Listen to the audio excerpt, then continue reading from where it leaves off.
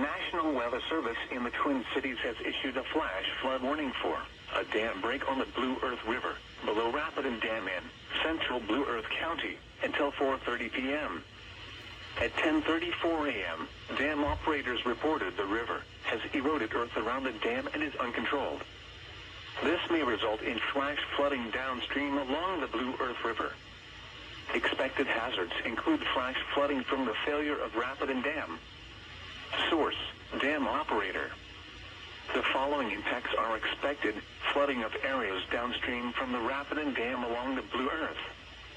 This includes the following streams and drainages: Minnetonka Creek, Blue Earth River, and Lee Sewer River. Flooding is occurring along the Blue Earth. If you are in low-lying areas below the Rapid and Dam, you should move to higher ground immediately.